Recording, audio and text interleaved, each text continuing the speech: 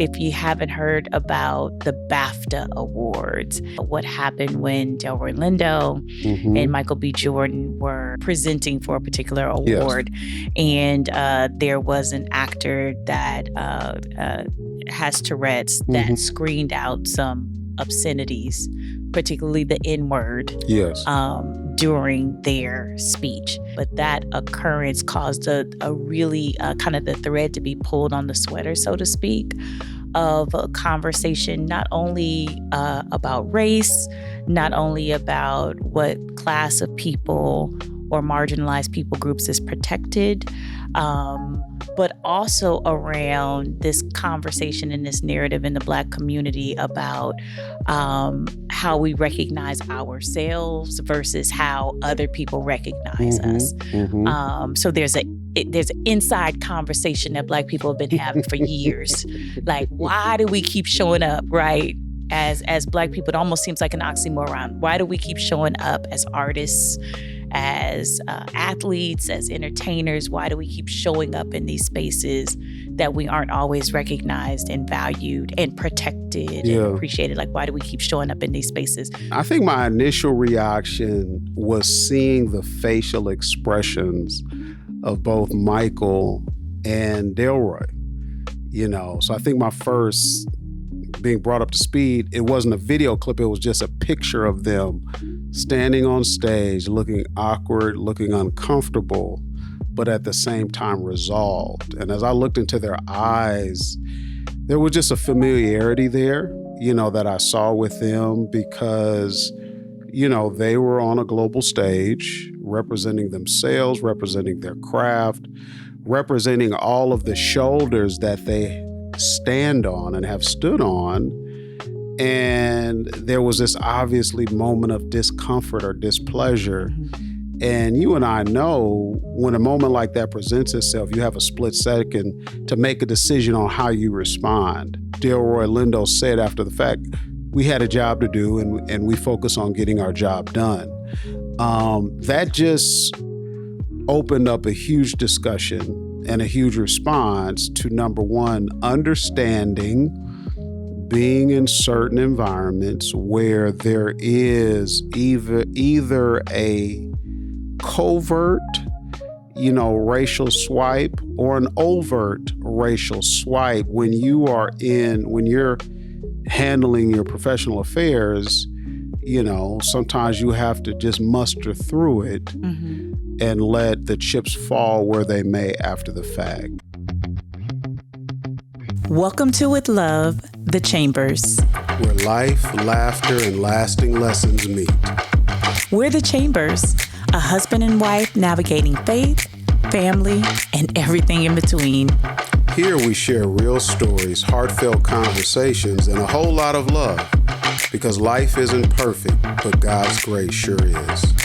So pull up a seat, grab a cup of coffee, or go ahead and sip that tea, and join us for honest talks, laughs, and the wisdom we're learning along the way.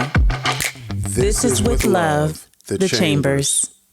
This episode of With Love, The Chambers was brought to you by the Vision Engineering Collective, where purpose meets strategy and vision comes to life. If you've been enjoying the stories, the laughs, and those deep life lessons, we invite you to support the show and help us keep the love flowing. Head over to www.coff.ee/withlovethechambers. Think of it like buying us a cup of coffee or two. As always, thank you for hanging with us. Now back to the show. Welcome to this week's episode of With Love, The Chambers. We're so excited to have you join us on another With Love Wednesday. I am Jamila Chambers here with the vision engineer himself, Rufus Chambers. And each and every single week, we are so grateful for you tuning in, whether you are watching us live on a replay, listening to us on various platforms. We never take it lightly that you are investing your time, sharing, commenting, engaging with us. We love to have it. Thank you so much for your emails and for your calls and for your texts. We really appreciate your listenership. Yeah, Jamila, excited to be here. And I just want to greet everyone. Again, I know Jamila's already greeted us. But hey, thank you for tuning in. Thank you for your continued support. And hey, we look forward to making content that continues to add value to you And I'm really looking forward to diving into today's discussion. Well, here we are. We are in Los Angeles, California, where our Idaho potato and our Florida orange is the entertainment industry. That's right. We are in the middle of award season. This is true. And so for those of you that are not from LA and not really tuned into entertainment in the way that maybe some of us are that live here locally, this is the season leading up to the Oscars, specifically in the television and film industry, that there's just a variety of different awards there. Absolutely.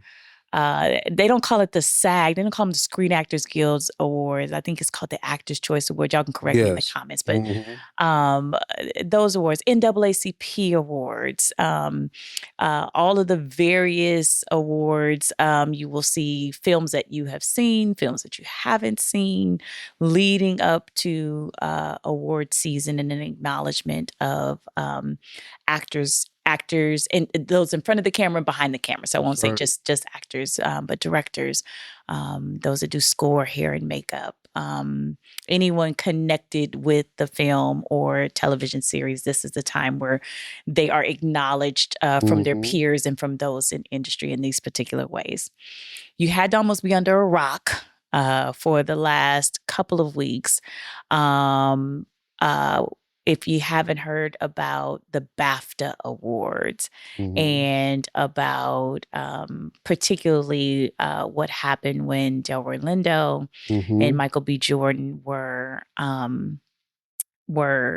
facilitating as a part of their conversation. They were presenting for a particular award, and there was an actor that has Tourette's that screened out some obscenities, particularly the N-word, during their speech. Good evening.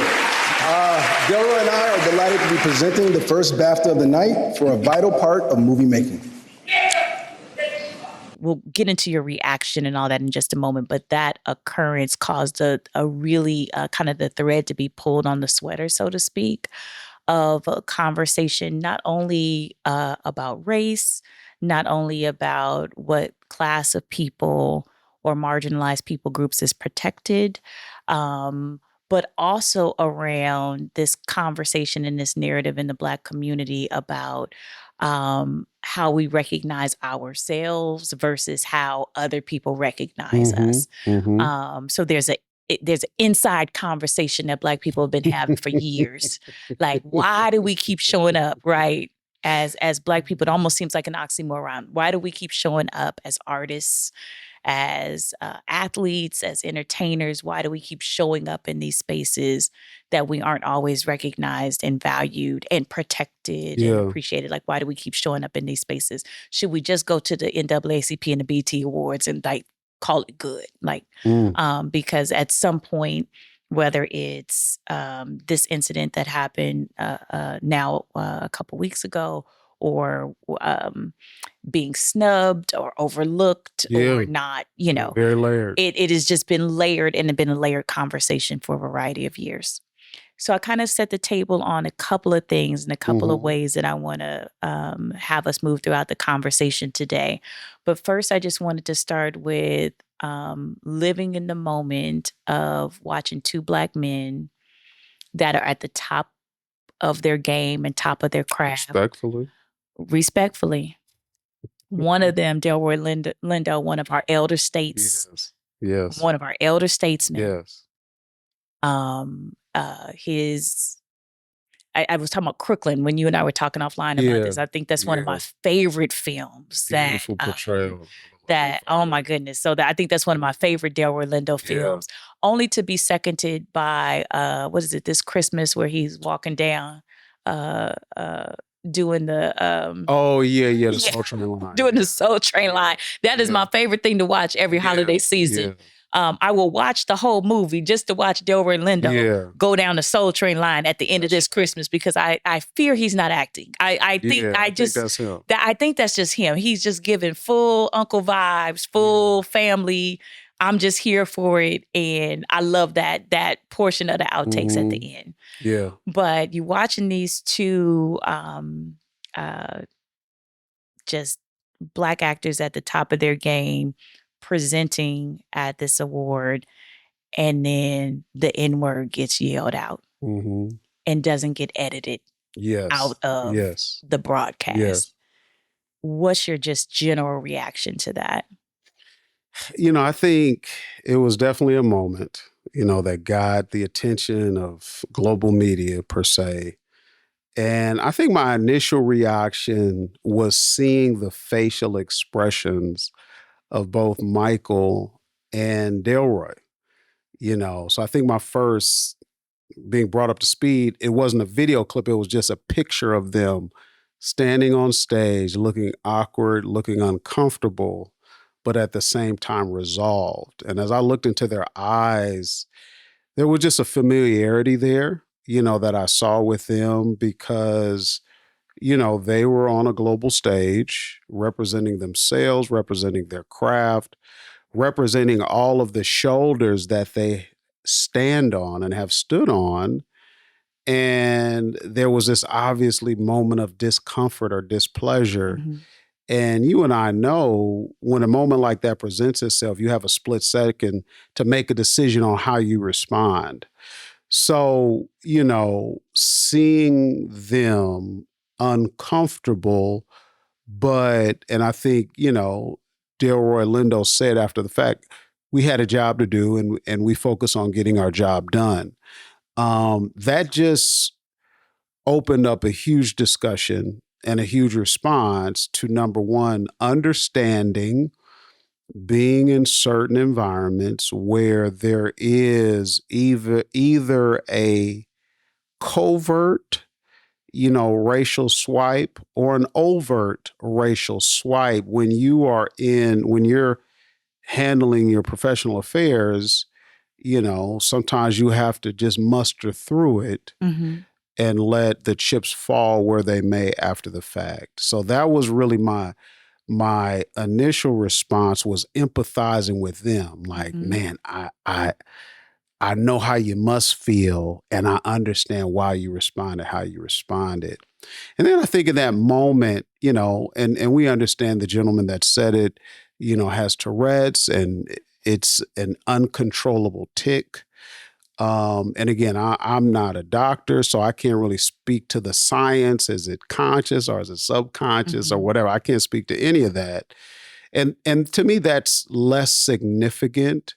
But the response after it happened, you try and give people the benefit of the doubt, but there were some obviously missteps that were made not only by the actor or by the gentleman who made the statement, but by the award show and the host. That was disappointing and frustrating. I think the host came out and, said whatever he said just about, kind of made a commercial break about Tourette's. And I know that there's a film in which actor that has Tourette's is being portrayed. So he does his thing. And then after the show, Delroy Lindo makes a statement that, wow, we were just disappointed that no one from the show spoke to us after this happened. And I felt like that was completely unacceptable.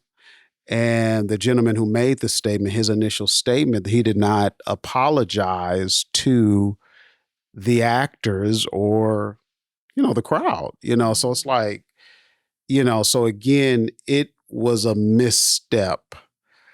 And I think another response, and I'll kick it over to you, is I feel like many times, people are asked to suck it up, depending on where they fit in this caste system, this racial caste system. And I think that was a moment. I think everybody was expected. You heard what you heard, but let's get through the show. Let's have our thing and we're going to keep it moving. And that's not always the case, for everybody, right? And lo and behold, we did find out that there were some other slurs that were edited out. And for whatever reason, this term, the N-word, was not edited out. And that fact plays into this bigger narrative of this caste system, coupled with the, part of the political atmosphere is an erasure of, Black history, an erasure of diversity, equity, inclusion. And again, this is some of the byproducts because, again, when you try and come against diversity, equity, inclusion, when you start to remove that progress, either consciously or subconsciously, we begin to walk back in time. Yes. And a professional actor of the magnitude of Delroy Lindo and Michael B. Jordan having to stomach that in 2026 is pretty unbelievable. Sure. Tourette's or not. And it was really a moment. It created a global storm. And I guess for you, what was your initial reaction? You know what I mean? How did you feel, or what are some of the thoughts that kind of played through your mind after seeing it and reading about it and even listening and watching the clip? Yeah, I think one of the strongest things and one of the strongest reactions that I had was, again, not about the actor with Tourette's and and the tick or the outburst, but really was around the host coming back and not acting like two things could be true. Yes.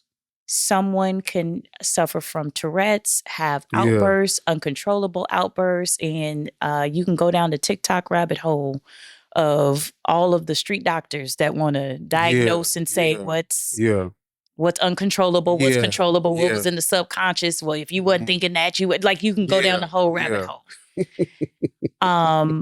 But to act like two things can't be true, that we should have compassion, and we can have compassion for someone with Tourette's, but understand that two Black men were just called an N-word, and that just didn't click. The fact that it wasn't edited out. So because of those things, the fact that that same actor that made that response and had that response, when the statement came out, there was not an apology in the statement. So, okay, the tick might have been an accident, but you had your publicists and your people and so and the fact that this was a British award show, the seat of colonialism, the seat of imperialism and all of those things, like that had that element in the conversation as well.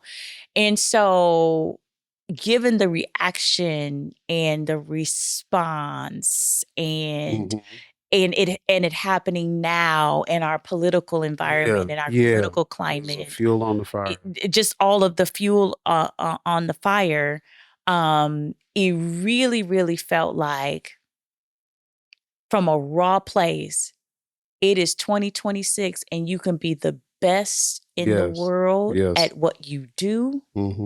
You can be celebrating doing something groundbreaking, culture shifting.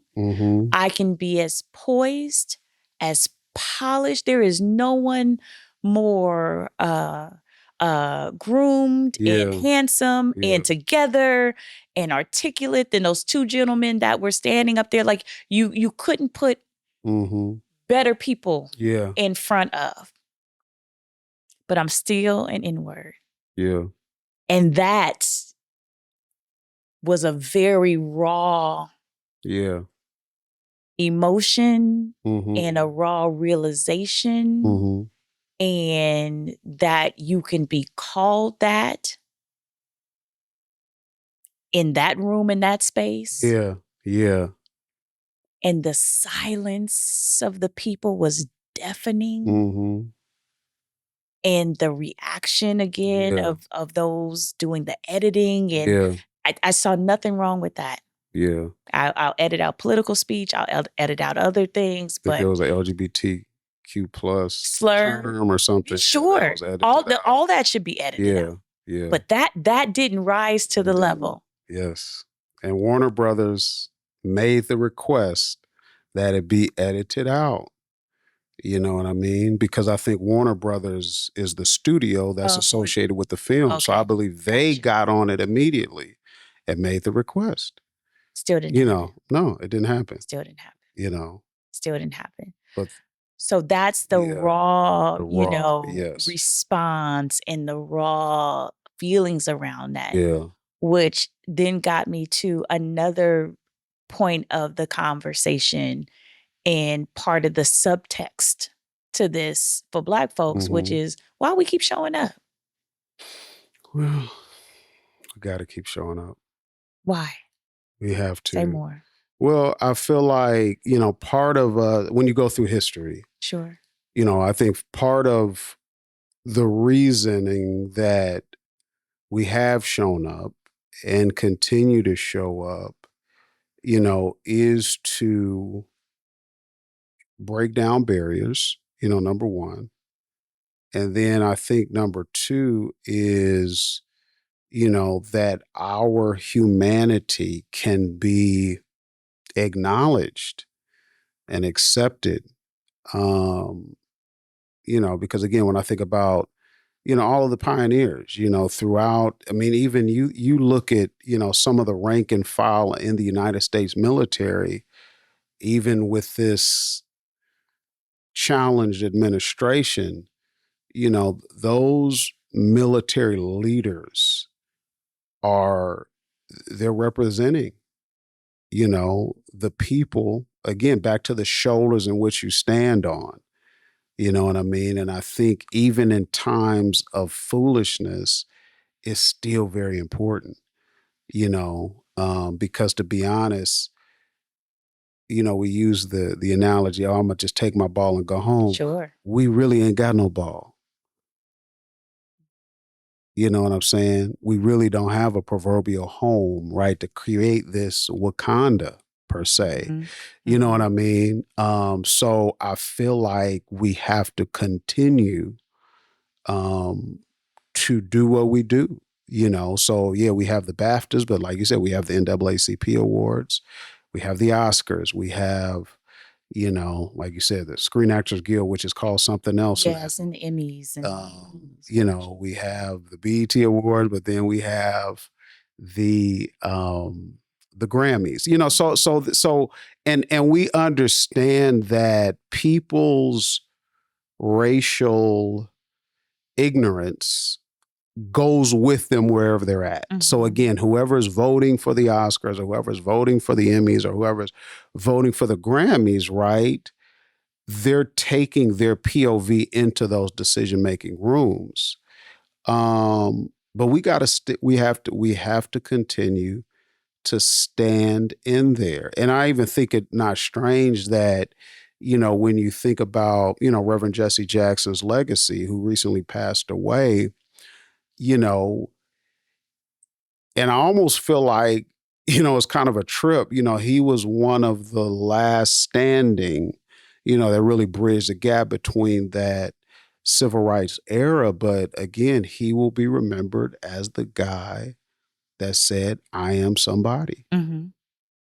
You know what I mean? So I think even Delroy and Michael B. Jordan on that stage, standing in the midst of, says, I am somebody. Mm-hmm. You know what I mean? And the thing is, and even think about, me, I'll get on my formation process, I'll get on my formation talk. Go ahead and talk that talk. That's part of the formation process. Even our children, even our unborn grandchildren, they will still have work to do. Mm-hmm. To say that I know I'm somebody, I'm going to present to the world that I am somebody. You know what I mean? So I think standing down and retreating, I don't think that that's the answer. But I do think that, at the same time, we can create more opportunities and channels within our community, no different than how other ethnic groups do that. But at the same time, I feel like we have to continue. And now, in the midst of everything that's happening with eradicating DEI and eradicating whatever woke means, trying to remove history, now I feel like we're taking steps back. So again, whenever the political climate changes, we're going to have to now regain things that have been lost. You know what I mean? So again, retreating and standing down, I don't think that that's an option. It's not an option for me. I'll tell you that. But everybody has a choice in the matter, because some African Americans and even some underrepresented people groups, they try to immerse themselves in this politically conservative movement and try to create this faux acceptance. But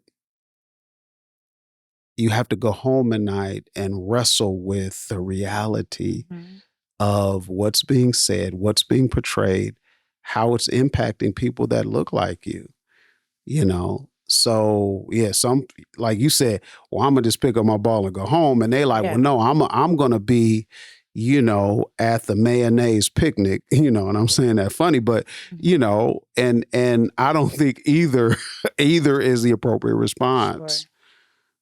You know what I mean? And I know a lot of our children, I believe some of them are not exhausted, but they're fatigued with this racial re-reckoning. And that's why a lot of them, hey, I got to go to a HBCU. Yes. I need to get in an environment that's FUBU, for us, by us, so I could, have my time. And I get it, and I love and promote, the HBCU experience.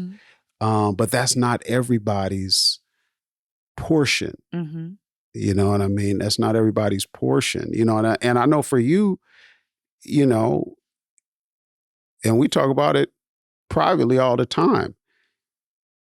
You have chosen not to pick up your ball and go home. You're literally in an environment right now where you can discern, some of these undertones. Sure. And, for the last 30 years of your professional career, you continue to move forward. So even, let me ask this, when you are at your job in that office, beautiful, if y'all don't know, Jamila has a beautiful office, multiple doors in her office. Her office so big, she got a back door and a front door. You know what I mean? Beautiful building, etc. My question is, when you're there, we're talking about the shoulders. Yes. When you walk into that space, whose shoulders do you know you're standing on? I have a picture of Ruby Bridges up in my office. That Norman Rockwell painting portrayal of her. I work in higher education. I work on a college campus, and so I am very much reminded that someone who is still living desegregated. Yes. A school. Yes. So it's heavy. To have me there as an administrator was not in the mind and the conscious or the purview of that young girl. And I forget how old she was at the time. But that was not in her mind, that not only am I going to desegregate my classroom and bust open the door of my classroom, I'm going to bust it open for every, not only young Black girl or young Black boy, but person of color. Yeah. All up and down the spectrum of education, from a student to an administrator to even the way parents engage, in these spaces, like all of that is on her shoulders. And that picture is a picture that my mother has always had up in her office. Wow. The entire time that she worked as she started off as a TA in special education, LA County Office of Education, LACO, shout out. So started off as a TA and became a teacher and an administrator, and did various positions at the district, and then started her own charter school a company in business. And that is a portrait that she has had up. So that picture also represents standing on my mother's shoulders, who is still, even in retirement, Yes. Yes. a lifelong Yes. educator. Yes. And so it's very tangible and very top of mind, the shoulders and the legacy and that part of the conversation. Because for so many, again, we like to talk about these things, and part of that is intentional. We show all these pictures of Dr. King in black and white as if it was a million years ago, and especially for our kids that live in the streaming digital age, that to see anything in black and white gives the presentation that was a very long time ago, and it was not, right? So all of these things stay top of mind, and that burden. But I think that is some of that price that Black folks pay. Because you mentioned when Delroy Lindo and Michael B. Jordan were standing there, I couldn't leave because I wanted to. I had to stay. That's right. Because I know what I represent. Absolutely. And I think for so many Black folks, no matter what you do, when you're in a space and you're in a room and you're in a place, you know what you represent. That's right. And we haven't had a meeting about it or a discussion about it, or like it's been nobody to tell us. Now you know when you're in that place and they're talking to people about construction project management, and you're taking on, and you've worked on some beautiful projects and some legacy things and historic buildings and all these.